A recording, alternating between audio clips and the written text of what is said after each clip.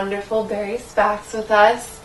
He is a local educator, poet, and artist, and he's here to tell us about his childhood memories of the holidays and also about his wonderful job.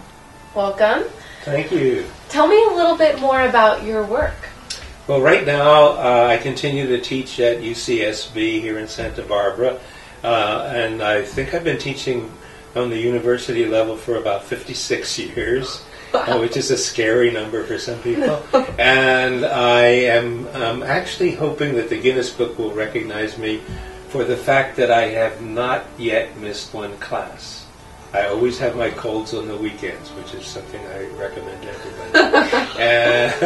Great. So that's my great claim to fame. And so I'm a teacher, and I'm a painter, and I am mainly, I guess, known as a poet. I've published 10 collections of poetry, and most of those first appear in magazines, and then you pull them together into volumes. And I've published a couple of novels and a lot of short stories and some journalism. So basically, I've been a writer all my life. That's great. Well, how do you involve the holidays with your work? Well, no, not consciously, but every once in a while a poem will come up and it will be about the holidays, or I might mention the fact that my Uncle Harry and my Aunt Anna always used to come to us on Thanksgiving and bring this sense of a rush of cool air in when they came, because they were always coming from a football game. And that got me as a kid. I thought that was... We never, in my family, went to a football game, but Uncle Harry and Aunt Anna did, and they came to Thanksgiving dinner, and Uncle Harry always got the leg of the turkey, which meant that all of the children thought the leg of the turkey was the thing to get. And how come Uncle Harry always got it? So I can still remember that sort of sense of envy, you know. Yeah. This is set aside for Uncle Harry. He eats the leg of the turkey. So that might turn up in the poem, that sort of thing. And actually, Christmas, even though it's not my holiday and I don't have any particular memories of it, turns up in a poem, which I can read for you. Oh, perfect. This is called "Oh Everything, Absolute Giving."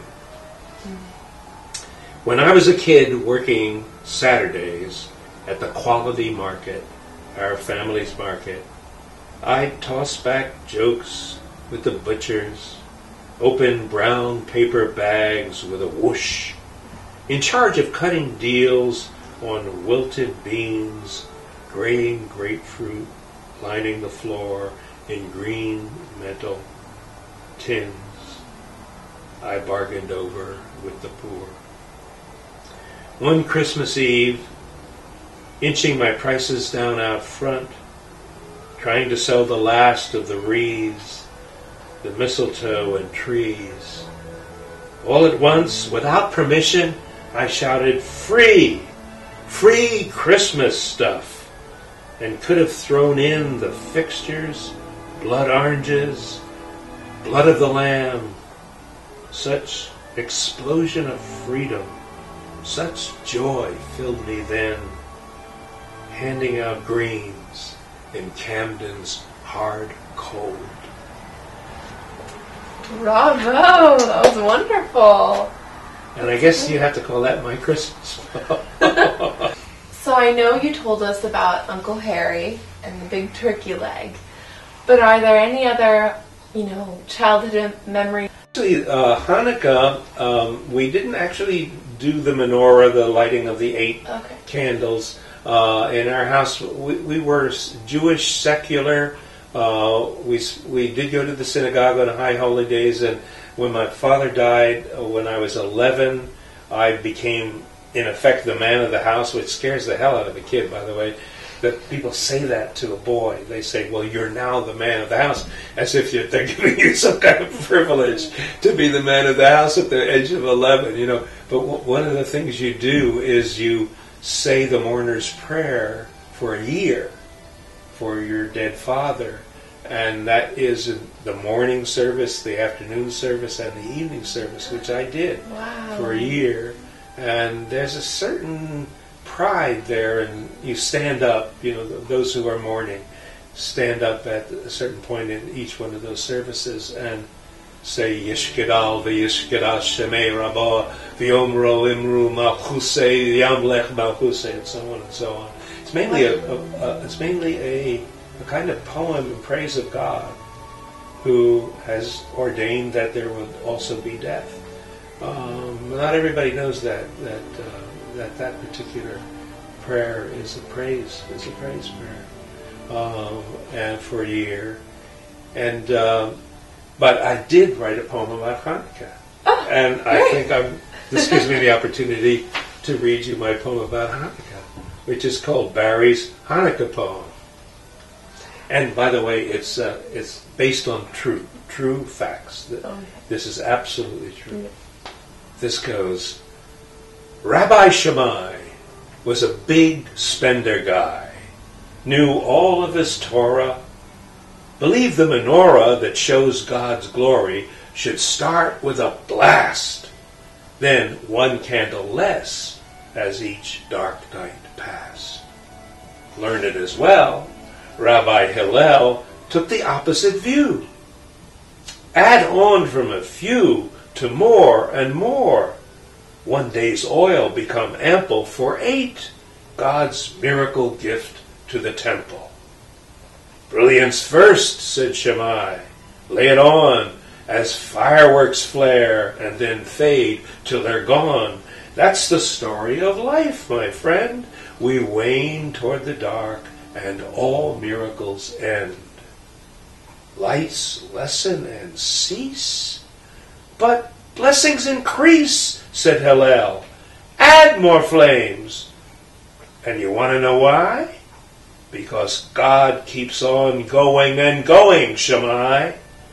So Shammai gave in and replied with a sigh, Ah, well, what the hell? Have it your way, Hillel. Thank you, that was great. Right. So you were raised with some Jewish traditions, but now, do you still celebrate the same way, or how have your traditions changed? Well, at a certain point I became a Buddhist, and of course you never stop being a Jew.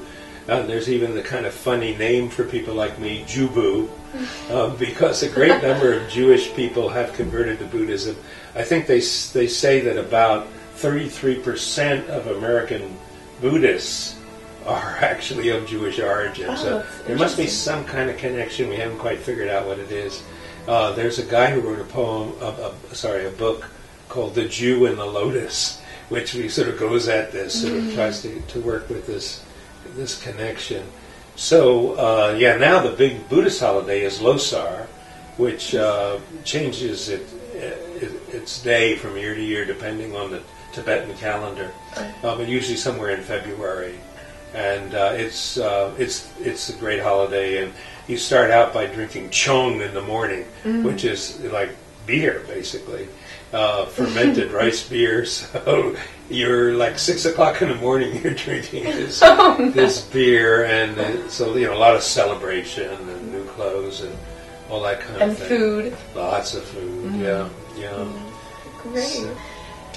As you all have seen, this is Barry Spacks, and he has helped us look at his artwork, and we've heard his poems, and they're absolutely fabulous, so thanks for joining us. Thank you, Anna. Yeah. Nice being here.